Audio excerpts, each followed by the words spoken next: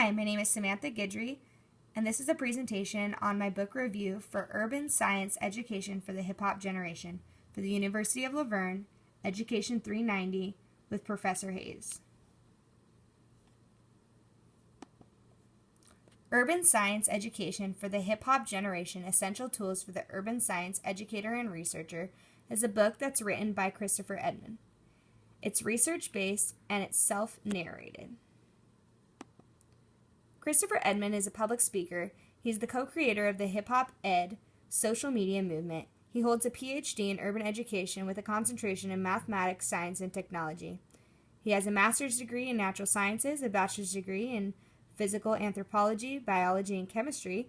He is currently a Captarin Fellow and Hip Hop Archive Fellow at the Webb Du Bois Institute at Harvard University. Dr. Edman serves as the Director of Science Education at the Center for Health Equality and Urban Science Education. After reading the book, Urban Science Education for the Hip Hop Generation, I did an interview with one of the teachers that I went and did hours for. Her name was Jamie Acosta, and here is my interview. I asked her some questions about the central themes of the book, and these were her responses.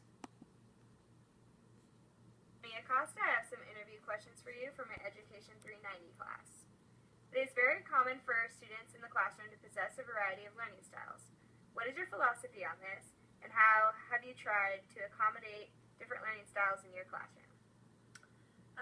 Yeah, it's definitely common to have multiple learning styles in the classroom, especially teaching in the public education setting where you have a classroom where anywhere from 20 to 30 students, you're definitely going to get a variety of ways that students learn. Some students learn spatially, some are more kinesthetic learners. There's just a variety of ways that any individual can learn in a classroom. So I think it is important to kind of try and address as many of those areas as you can within a lesson, definitely using multiple types of examples within each lesson so that you have students engaging in finding at least one example that they can hold on to help them understand what is being taught is really important. The trend in present educational studies and settings puts a strong emphasis on developing personal relationships with your students. Is this a trend that you support? Why or why not? I think there's a certain limitation to personal relationships with students. I definitely think that there's teachers in this profession who have taken the personal relationship to a further extent than it should go to. I think maintaining a professional boundary is still important in terms of having a personal relationship with a student, but I definitely think that when done and implemented correctly and professionally, that there is a benefit that can come to students from having a personal relationship with their teachers. Do you feel that there are certain urban students in your urban school who would benefit more from a personal relationship with the teacher? It depends on the case. I've definitely had a variety of students in my third grade classes over the years who have benefited from a personal relationship with me, and others who haven't. A lot of it just kind of depends on their situation and their level of comfortability and their willingness to engage with you in the classroom. So it just kind of depends on the particular student that you're working with. Okay, and do you incorporate elements of current culture such as popular music or media to assist you in the classroom? And if you have, has it worked well for you? I have incorporated things. I think, again, with today's culture, there's so much of it that is focused on higher levels of maturity than maybe than what applies to my third grade classroom. So I think there are ways that media can help. I have used resources like YouTube and stuff, but again, you just have to be. I think you have to be careful with the level of appropriateness for the age level and that kind of thing.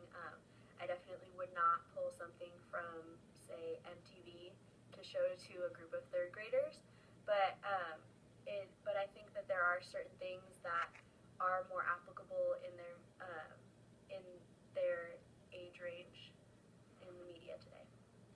Okay, and what are some ways that you have motivated urban struggling students?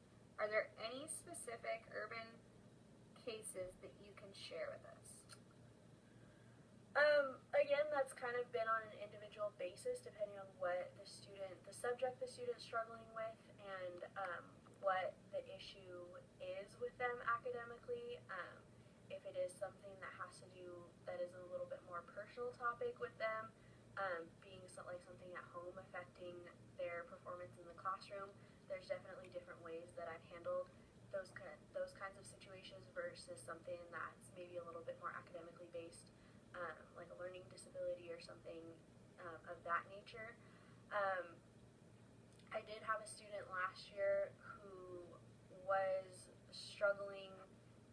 It was kind of a combination, both academically and culturally, and he was having some trouble at home. His parents were going through a divorce, and one of the parents was dealing with some drug addiction issues that we found out about later in the school year, and it was affecting his ability to focus in the classroom.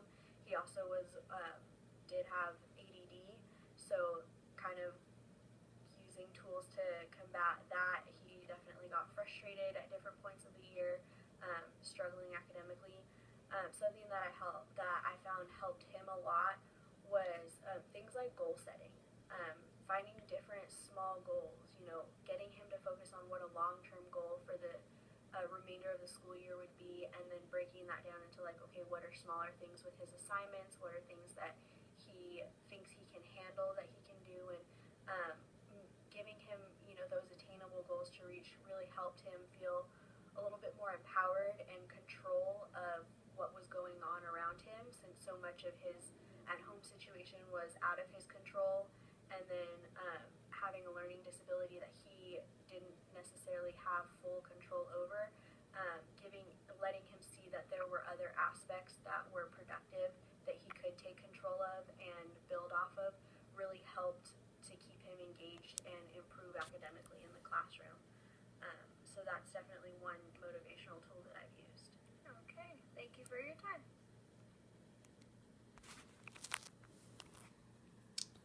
Okay, and my interview with Jamie Acosta. She is a teacher at a Title I school, Upland Elementary. She's a third grade teacher. And perhaps also the balance with injuries, etc. It's been a... Back to my book review presentation. Overall themes I gathered from Edmund's book are an emphasis on science teachers and their engagement with students on a personal level, and how it bridges the gap between student and teacher, which enhances the overall learning and engagement in the classroom. The importance of connecting current urban cultural aspects in the classroom to make the information relevant to the students, and also the application of hip-hop culture present in the lives of the urban students to science enhances the value of the subject to the students and increases engagement in the classroom. Edmund talks in his book about how not only is it highly important to thoroughly understand the subjects that you're teaching, but it is also important to understand the root causes of underachievement in the youth of the classroom. In a broader sense, it is highly important to both the teacher and the student, and beneficial to really understand your students, as it can help students to gain the motivation to learn. I completely agree with that. I believe after reading Edmund's book, I can now see how understanding your students on a personal level can play such a huge part in the student's educational success. Just like Jamie Acosta had talked about in one of the interview questions, she had stepped out of her boundaries and had made a personal connection with one of her students, and it really helped with his overall educational success. And with that being said, the theme that I have chosen to analyze